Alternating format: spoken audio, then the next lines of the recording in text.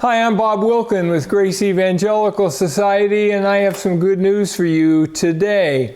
We're going to be looking at one of the trickier passages in the New Testament. It's where Paul talks about women being saved by childbearing.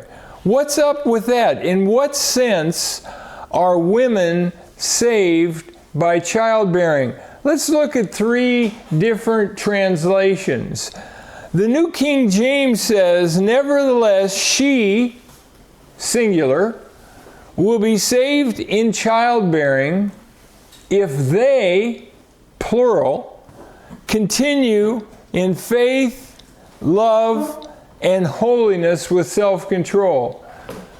Notice, she and they. Now, another one is the New International Version.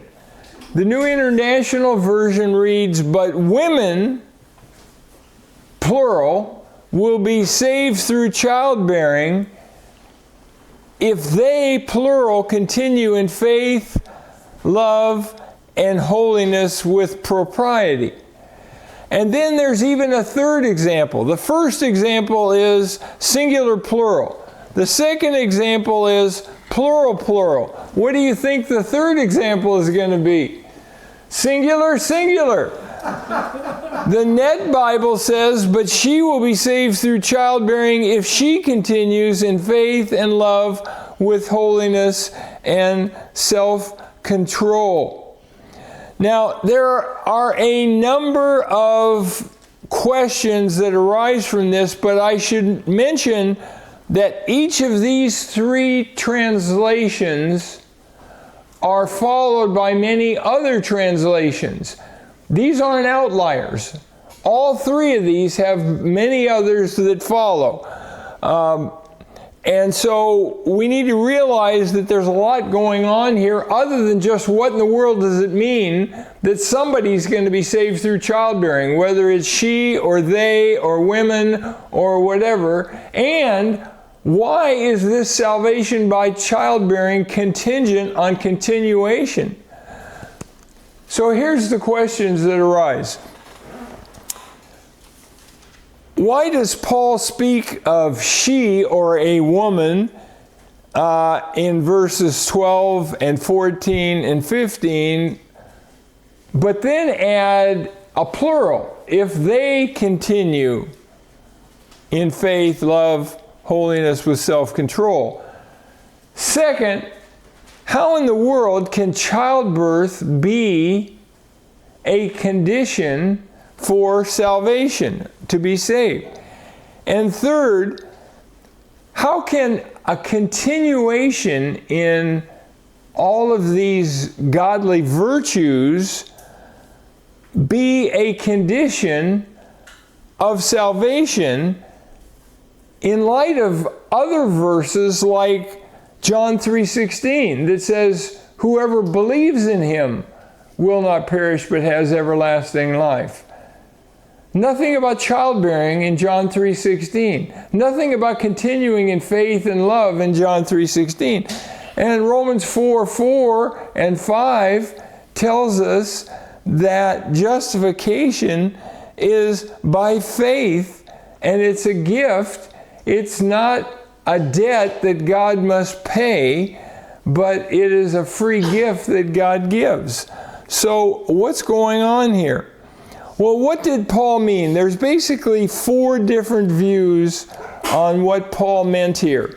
And I'm only going to really focus on three of them because the one of these views is not mentioned that often.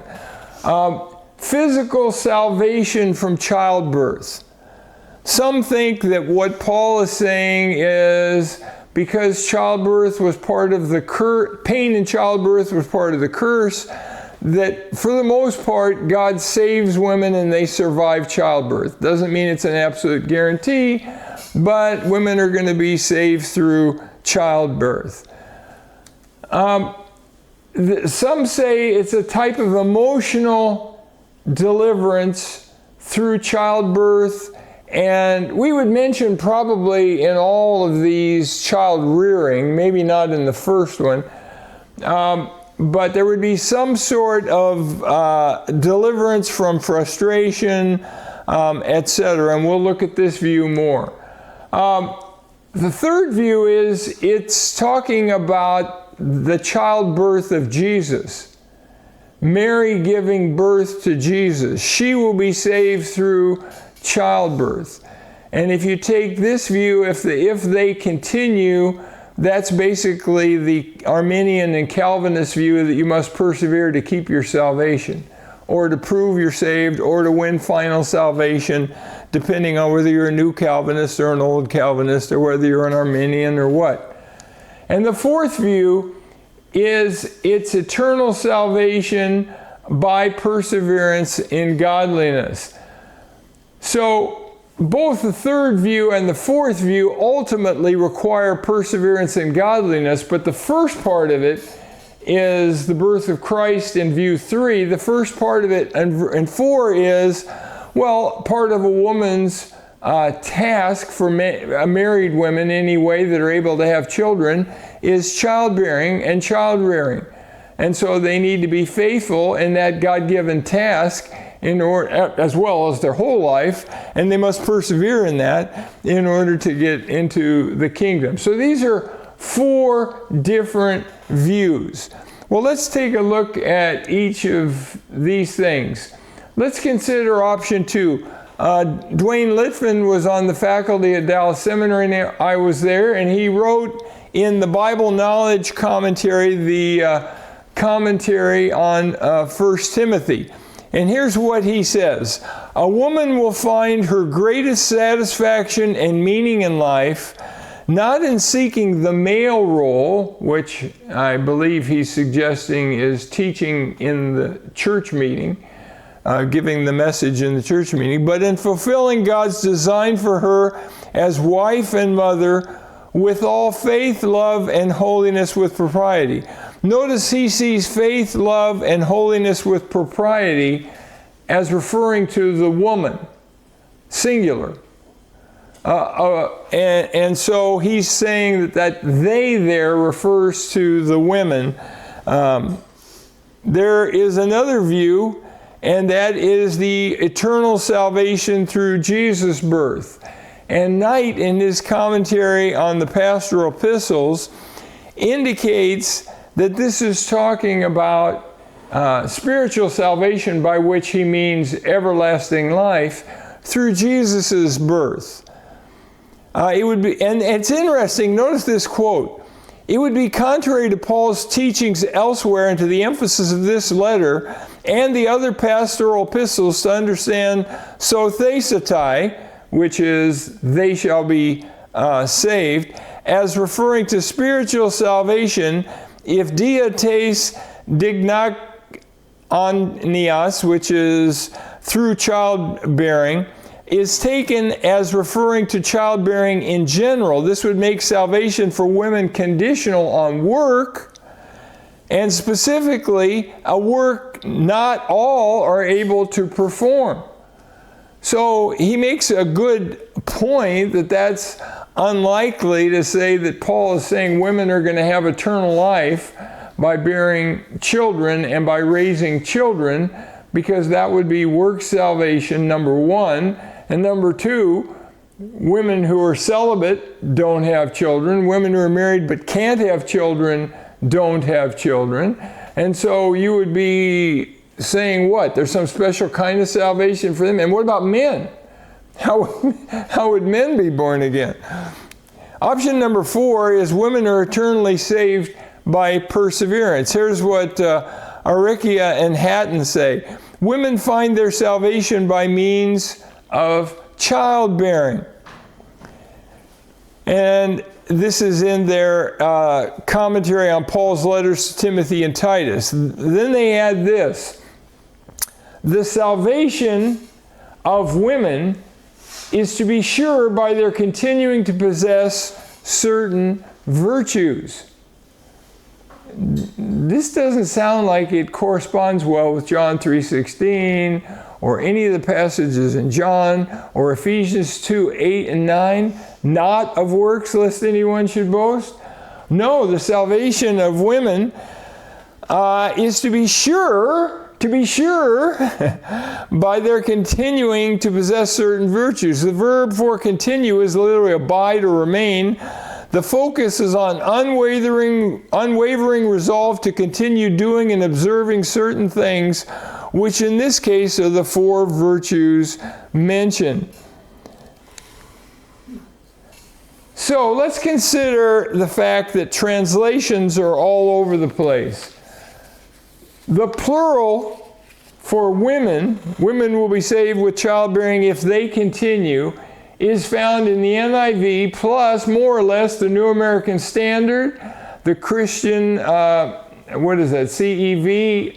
the Phillips translation, the ERV, the Amplified, and the ICB.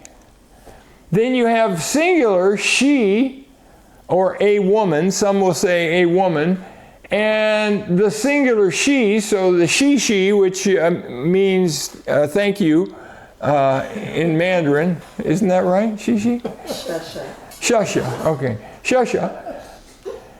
Singular she, woman, and singular she is found in the Net Bible, plus the Holman Christian Standard Bible is a major, the Revised Standard Version is a major version. And the Lexham English Bible is the Logos translation. And Wycliffe also had this translation. And then you have the singular she, woman, and the plural they, which is the King James, the New King James, the ASV, Darby had that, the ESV, the MEV, Modern English Version, and the Web version. So they're all over everywhere, even on the translation, let alone the interpretation. The Greek is interesting.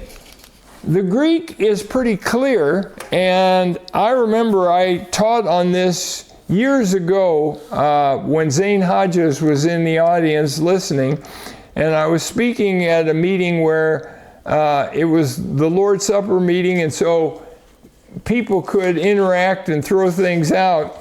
And Zane made a comment, and I said something about that this was women and they. And Zane said, no, notice it's she and they. And the Greek says, she shall be saved. In fact, I said earlier when I was translating, I said they shall be saved, but the atai ending means singular. She shall be saved through childbearing. And then if they continue is a plural. So there's no question it goes singular plural. And it doesn't say a woman, it's not gune, it's just the verb with the ending, the third person singular ending. She shall be saved through childbearing. And then the verb again on continuing from meno is if they continue, plural. So there's no question but that singular is the way it should go. I mean, singular plural is the way it should go. The option 3. Now, application here is absolutely vital. Regardless of which translation you take, the key is how you do it. Now, if you're coming from a Calvinist or an Arminian perspective, then you would probably think this passage is talking about the perseverance of the saints. You would probably think that what this is saying is childbearing is just a metaphor for life. And he's talking about women, and so this is one of the works that women need to do in order to either retain everlasting life or win final salvation, or prove they're really saved, whatever. But they've got to persevere not only in marriage, but also, childbearing, but also child rearing. Some of them would see the they as referring to the children. A woman will be saved if her children continue in these virtues. Some of them would say the women are saved if they continue in these virtues, right? But either way, they're going to see this as perseverance. Are you following me? So, but we need to realize that if you look at 1 Timothy chapter 2, it's all about the meeting of the local church. He says, I believe it's verse 9, that he wants men to lift holy hands. Well, there's two words translated men in Greek. One is anthropos, which is a generic word. It can be translated people or mankind or whatever, but it doesn't mean males. But there's another word, andros, which means males. Guess what word is used here? Andros. He wants males to lift holy hands in prayer. Why? Because he's not talking about a Bible study. He's not talking about Sunday school. He's not talking about meeting in your family devotions at home. He's not talking about talking with a fellow believer, male or female.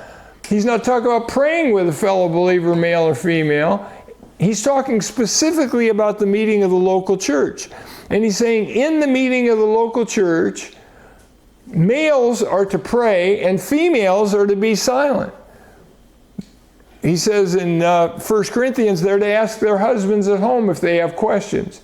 They're not to speak. Now, there are different interpretations of whether that was just something for the first century, whether that was just Paul's idea, whether that applies today or not. But clearly you can't read 1 Timothy 2 without seeing that it refers to the meeting of the local church. And that women are not to teach or exercise authority over men in the church. That doesn't mean you'd be sinning if you have a female boss because you've got a woman with authority over you.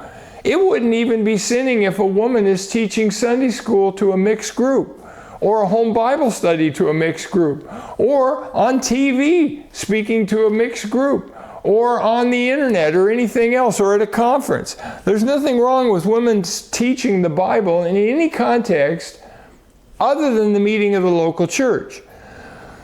Now, in the first century, they met quite differently than most churches meet today. If you want to go to a meeting that's similar to the meeting of the early church, go to some Plymouth Brethren churches.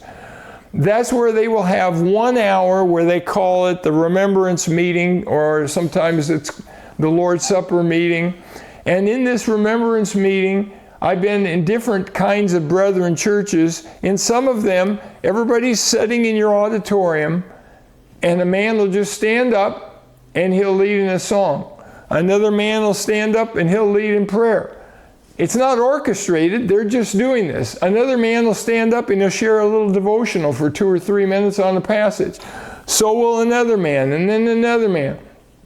And I've done this in some Indian churches, and so they'll sing in Malayalam, and then they'll do this. The rest of the service is in English, but when they sing, sometimes they'll sing the songs in Malayalam, or sometimes they'll sing them in English. But in any regard, others, some Plymouth Brethren churches will have a full meal, and they will have sit around a table, and they will have one man who's set to give a message, and then the other men will all make comments or interact. That's another way it's done. Or you could have a meal, and like the first way I described, you'd have different men doing different things. But in any regard, that's not the way most churches operate today, right? Most churches today operate with, you've got your singing, you've got your announcements, you've got a lot more singing, and you may even have a worship team and all that. And then you come down to the sermon, and the sermon is typically 30 or 35 minutes, and it's done by a man in most conservative evangelical churches. Now, there are churches that have women that are the preachers, but they don't understand Paul to be saying this, or they interpret it as just something for Paul's churches or just something for the first century. But most conservative evangelical churches apply 1 Timothy 2 by having just the sermon by a man. Everything else could be by a woman. So you can have women, if they're giving a solo, they might give a little sermonette before their solo during this church service. But they don't preach. And church is, for them, is basically the sermon. So in any regard, I would like to explain to you how I understand this passage. And you're gonna, you may think that I have lost my way, but I think this makes the most sense. Take a look at 1 Timothy chapter 2 and look at the context. So he says, I desire that the men pray everywhere, the males pray everywhere. These would be adult males. He's not allowing boys to pray.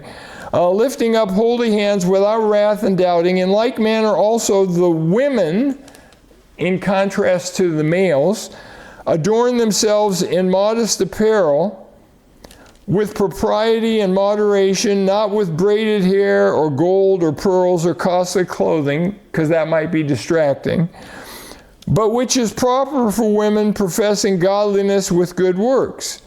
Now notice he's continuing to talk about women, and he talks about a woman singular. Let a woman learn in silence with all submission. He's not talking about in every context. He's talking about the meeting of the local church. And I do not permit a woman to teach or have authority over a man. Most would understand this to mean teach in the meeting of the local church, and a woman cannot be an elder in the local church. After all, when you look, an elder must be the husband of one wife. It's real hard for a woman to do that. Well, I guess it's not today, is it? Okay, so forget that. No, but she couldn't be the husband of one wife. She could be the wife of one wife. So it still wouldn't work, okay? And I do not permit a woman to teach or to have authority over a man, but to be in silence. I don't think he could be clearer, but that at this meeting, women are to listen, not speak. For Adam was formed first, then Eve. Now notice, he believes in the creation account. What a nincompoop he is. He believes that God created Adam out of the dust and Eve out of Adam's rib, and it is just like what God says, and that they were actually created in this order, and they weren't a whole group of hominids, and God just breathed on two of them. No, he believes in the way it's stated by Moses. And then, notice this, he even believes there was a forbidden fruit and Eve talking to a serpent. And Adam was not deceived, but the woman being deceived fell into transgression. So he even believes the creation account in Genesis 3 of the fall. Wow. And then he says, nevertheless, she will be saved in childbearing. Saved from what? Well, what's he just been talking about? Let the women be silent in the meeting of the local church. Aren't there some women in the meeting of the local church that are brilliant? Aren't there women in the meeting of the local church that are smarter than the guy who's talking? That know the Bible better than the guy who's talking? There sure are. But they're to keep silent. Might that not be frustrating? Might that, especially if you're a feminist? Might you not go, why is this guy getting to speak when I know the Bible better than him? Now, this isn't just a woman problem. I have a friend who graduated from Dallas Seminary and got a doctorate and taught for many years, and he has a hard time going to church anywhere because he can't stand to hear sermons where he's constantly correcting the preacher in his own mind. And I think that's a wrong approach, that your approach should be, I'm to learn every time I hear the Word of God taught, even if I go to a church where the pastor doesn't know much about the text and hasn't studied it much or whatever, I can still get things out of it as I listen attentively. But here, when it says she will be saved in childbearing, she's going to be saved from the frustration of not being able to teach the men in the local church and the women in that meeting. She can do it elsewhere, but she can't do it there. And how is she saved? If they continue, who would naturally the they be? She will be saved in childbearing if they continue. Who would we think that they would be? That they would be the people that she bears. Susanna Wesley had 19 children. She spent an hour each week with each of her 19 children. She mentored all 19 children. One of them was Charles Wesley, who wrote 9,000 hymns. Over 6,000 have been published. Over 4,000 were published while he was alive. Many of them by his brother. You may have heard of him. His name was John Wesley, the founder of all the Wesleyan churches or the Methodist churches. Why did those two have such a big impact? Well, Susanna Wesley had a huge amount to do with it. And every mother has a huge amount to do with whether her child succeeds or fails in life. Now, that's not to say that there's a guarantee that if you train up in the child the way he should go, he won't depart from it. That's proverbially true. We're told that in Proverbs. But children have minds of their own, and they can go astray. I remember at our conference about 10 or 15 years ago, a pastor's wife of a large church, she was talking to me, and I think maybe this issue had come up, and she told me, they have 4 kids, and all 4 of her kids at that time were away from the Lord. And she started crying. And she was like, my joy is greatly pulled down by the fact that my children are not walking with the Lord. Now, it didn't mean that she wasn't actively serving the Lord in her local church. She was. Doesn't mean she wasn't an overcomer. She was. Doesn't mean she wasn't pleasing God. She was. In fact, in my opinion, the grief she was experiencing over her children being in the spiritual far country was honoring to God and pleasing to God. But if your children are persevering in these godly virtues, then it brings joy to the mother. Now, it also brings joy to the father, of course. But who's the one that's spending the majority of time with the children when they're growing up, especially in a culture where the wife didn't work outside the home? Now, I realize today we have lots of dual income families where both mom and dad are gone all day long. Once the child's 6 weeks old, then the child starts going into daycare and that sort of thing. I get it. But even then, I would argue that mom's having the biggest influence on the child. And I think here's one of the principles. Let me get there. The dispensational view, this is what Litwin was arguing, is that women will find joy and fulfillment by training their children. Now, Litwin didn't say by training their children. He had them continuing, the women themselves. But it makes the most sense dispensationally to say if their children continue in the faith. And it's talking about the meeting of the church. It's not talking about any other context. So women are perfectly able to teach, women or even men, outside the meeting of the local church.